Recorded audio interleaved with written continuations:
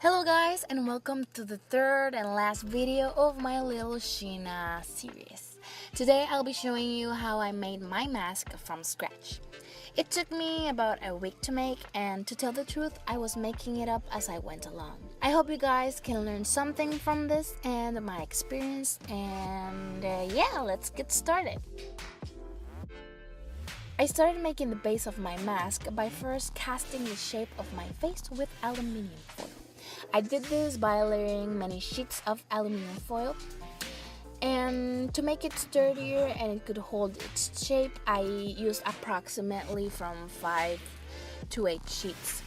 Then I pressed them against my face, making sure the aluminium sheets covered my forehead all the way to my shin. I also started pressing and marking my features such as my nose, eyes, forehead, etc. You should have something that looks like this. I continued to mark with a Sharpie where my nose was. I did this by putting the mask on and doing it by touch. Next, using a reference picture of Shina's mask, I started tracing the bottom part of the mask and cut at it. I did the exact same thing for the eyes. Now, to make it more sturdier, I covered the mask with masking tape. If the mask starts losing its shape, which it will probably do, just press it against your face. After it's covered in masking tape, I cut it at the eyes again. In fact, I did this many times during the whole process. This part was kind of useless to say the least, but I wanted to add more body to the mask, but it didn't do its job. With some scraps of cardstock, I cut it and glued them to the mask with hot glue on the insides of the mask, specifically on the edges of it and the nose area. After, I cut the excess of the cardstock that was visible from the front part. Like I said, I did this to make it more sturdy, but it really did nothing. Now, the next thing I did was to make a mixture of 2 parts glue, preferably white school glue, but because I was running short, I used white and clear school glue, and also I used Mod Podge. 1 part water and a little bit of flour. This is for the mixture to be a little thick. You should end up with a sort of runny pancake-like mix. Now, you can use any kind of paper, kitchen paper, newspaper, toilet paper, any kind really, and cut them in strips. I used a mixture of kitchen and newspaper and dipped them in my mixture and started covering my mask. I did various layers of this. I warn you, protect your surface and yourself. This is a very messy step. After that, I moved it aside and let it dry overnight.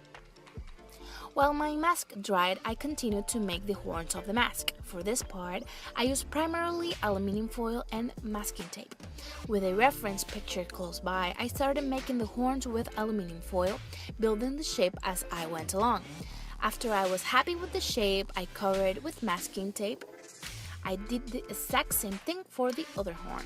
After that, I applied the same technique of paper mache to both horns.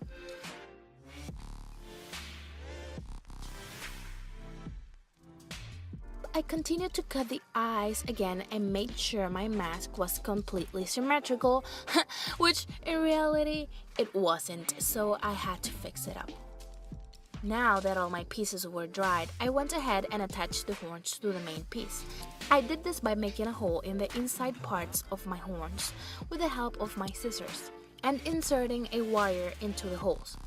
I secured the wire in place by applying hot glue to the end of the wire and then inserting that part to the hole. I made sure I had some remaining wire at the end of the horn to be able to attach it to the mask later, which is what I started doing next. With a reference picture, I marked with my Sharpie where I wanted my horns to be and cut it an X with an X-Acto knife. I passed the excess wire from the horns through the hole and folded them so the horns wouldn't pop out. To avoid this excess wire from being a bother and to also secure the horns further, I took a little square of cardstock and hot glued them to the area where the excess wire was, making sure the horns were in the right position. With masking tape, I secured the horns further to the mask, doing various layers of this, and also making sure to go around the base of the horn.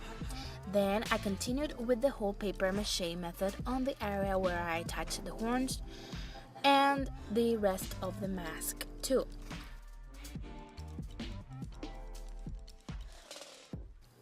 People, this is where it gets ugly.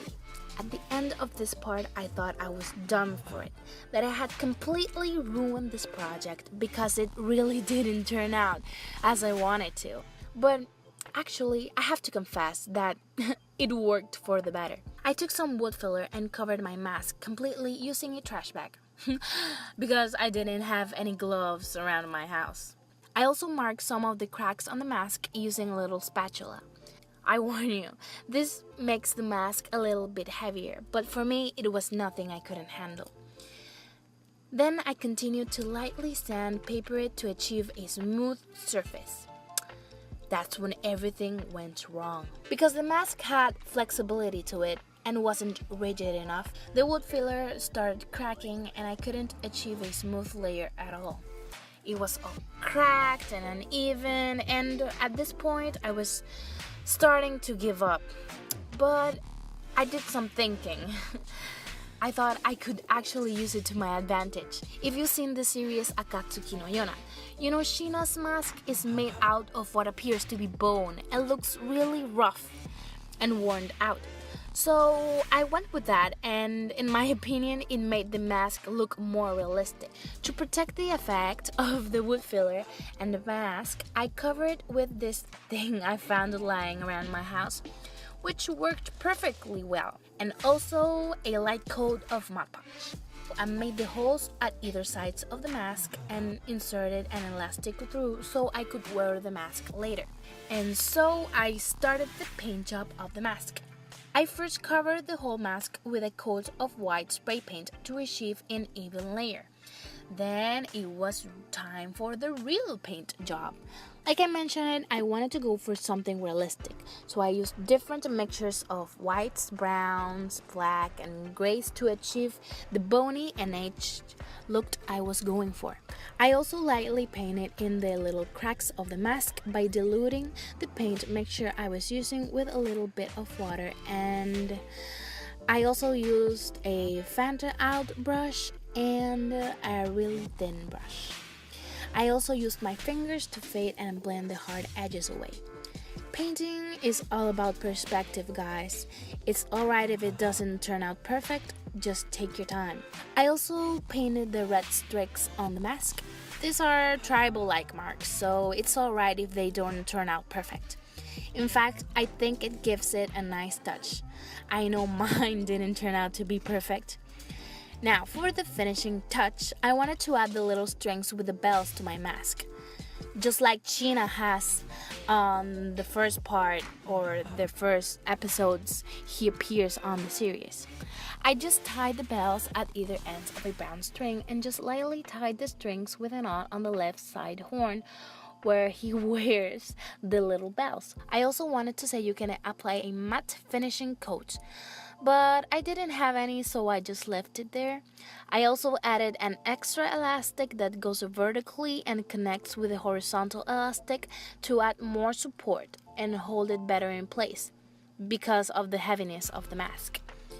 And guys, that's it. We are done. Hope you guys learned from this video and also liked it. Please don't forget to thumbs it up if you did. See you guys in the next video. Bye.